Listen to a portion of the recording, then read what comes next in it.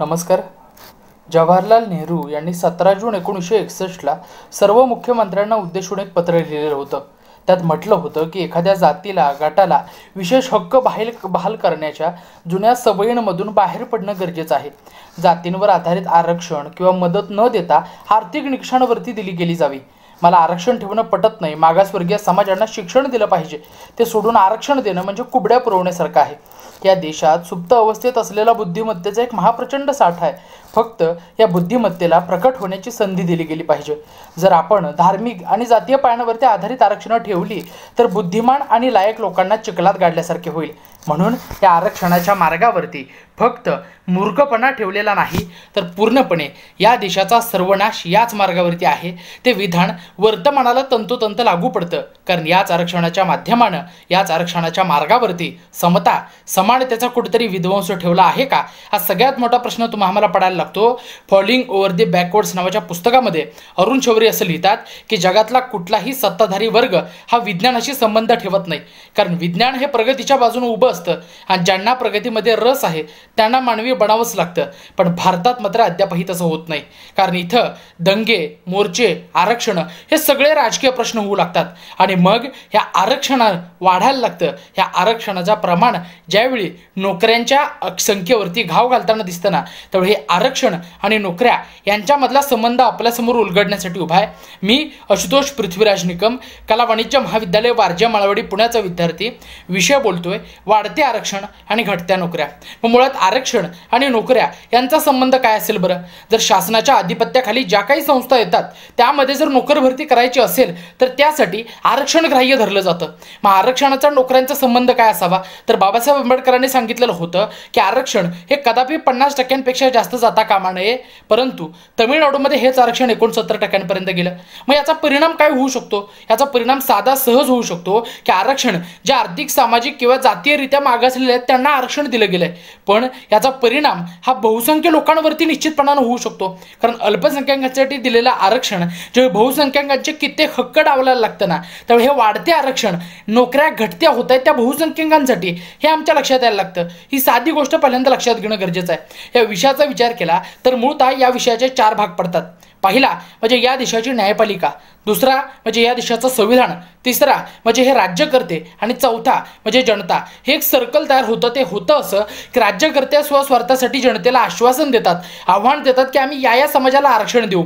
तो समाज कालांतरानं अपेक्षा भंग झाल्यानंतर रस्त्यावरती उतरतो, दंगे आंदोलनं करतो आणि हे पाहून राज्यकर्त्यांना आरक्षण द्यायची इच्छा होते, लालसा होते आणि यामधनं आरक्षण ते सत्ताआड वाटत फिरतात. आणि याचं उत्तर म्हणून न्यायपालिका त्या आरक्षणांवरती बंधनं घालण्याचं काम करते. तर हेच राजकीय वर्ग न्यायपालिकेचे निर्णय उलटवून लावून घटनादुरुस्त्यांवरती घटनादुरुस्त्या करून हे आरक्षण देण्याचं काम करतात. आणि इथं कुठेतरी संविधानाला काळीमा फासला जातो. न्यायपालिकेने दिलेले आदेश नोकर भरत्या थांबवण्यासाठी हेच बुरुज राज्यकर्त्यांकडनं उधळून लावले जातात. ही गोष्ट आणि ही शोकांतिका पहिल्यांदा आम्ही मान्यच केली पाहिजे. काही दिवसांपूर्वी प्रशांत कुलकर्णींचं एक व्यंगचित्र प्रकाशित झालं होतं. त्या व्यंगचित्रामध्ये एक तराजू दाखवण्यात आलेला होता. त्या तराजूमध्ये एके बाजूला या समाजाला इतकं टक्के आरक्षण हे सगळे आकडेवार लिहिलेले होते, दुसरीकडे मात्र मुठभर नोकऱ्या दाखवलेल्या होत्या. जसं जसं आरक्षणाचं ओझं वाढेल तसं तसं नोकरीचं परडा हळूहळू वर सरकत जायचं, हलकं होत जायचं. हा प्रवास कुठेतरी आमचा उलटा झाला पाहिजे. आरक्षण जे वाढतंय ते कमी झालं पाहिजे आणि नोकऱ्यांची संख्या जी कमी होते ती वाढली पाहिजे. हे सोडून आज आम्ही ज्यावेळी कुठलाही न्यायपालिकेचा किंबहुना संविधानाचा विचार न करता रस्त्यावरती उतरतो आणि आमच्या समाजाला आरक्षण द्या असं म्हणतो, त्यामुळे इथं कुठेतरी पहिल्यांदा आपली देखील चूक होते. हे आम्ही मान्य केलं पाहिजे. जातीन्याय आरक्षण हे निधर्मी राज्याच्या संकल्पनेला पूर्णपणे छेद देतं. ही साधी बाब पहिल्यांदा लक्षात घेणं गरजेचं आहे. बाबासाहेब आंबेडकर असं म्हणाले होते की हे संविधान मी लिहिलं असं सगळे म्हणतात, पण मला आवर्जून सांगायचं आहे हे संविधान जे आरक्षण सारख्या तत्वांवरती उभा आहे किंबहुना हे आरक्षण जे धड कुणाला सरसकट लागू देखील होत नाही, या सारख्या तत्वांमुळे हे संविधान जर जाळायचं असेल तर संविधान जाळणारा पहिला माणूस हा बाबासाहेब आंबेडकर असेल. हे बाबासाहेबांचं विधान वर्तमानामध्ये चिकित्सेच्या दृष्टिकोनातून आपण अवलंबलं गेलं पाहिजे. याच संविधानामध्ये कलम 14 कायद्यापुढे समानता सांगतं, तर दुसरीकडे मात्र मागासवर्गीयांना आरक्षण दिलेलं आहे. हे काही भेद आहेत, पण बाबासाहेब आंबेडकर असं म्हणतात की कुठलाही अपवाद हा मूळ नियम गिळून टाकू शकत नाही, पण आज मात्र अपवादांच्या आधारावरती आमच्या संविधानामध्ये कायदेशीर खेळ खेळले जातात, ही बाब आम्ही नाकारू शकत नाही. व वाढते आरक्षण आणि घटत्या नोकऱ्या याचा परिणाम काय होऊ शकतो? याचा साधा सरळ परिणाम आहे की समाजामधला द्वेष वाढणार, कारण आरक्षण ही संकल्पना जातीनिहाय संघर्षावरती आधारलेली आहे. ही गोष्ट पहिल्यांदा आम्ही मान्य केली पाहिजे. एक काळ होता, ईट्स नावाचा जनगणना इंग्रज अधिकारी असं लिहितो की ज्यावेळी भारत आधुनिकतेकडे चाललेला होता आम्ही जनगणना करायचो तर कित्येक समाज आम्ही वरच्या जातीचे आहे असं दाखवायचो, परंतु आज ज्यावेळी राणे आयोग, मंडल आयोग, काका कालेलकर आयोग यांसारखे आयोग स्थापन झाले, या आयोगांकडे कित्येक जाती जायला लागल्या की आम्ही मागासलेले आहोत, आम्हाला आरक्षण द्या. मग एकीकडे आम्ही स्वतःला उच्चभ्रू मानतो तर दुसरीकडे स्वार्थासाठी आरक्षण घेतो. मुळात आरक्षण हा प्रश्न वैयक्तिक स्वार्थाभोवती फिरताना दिसतोय, ही गोष्ट आम्ही नाकारू शकत नाही.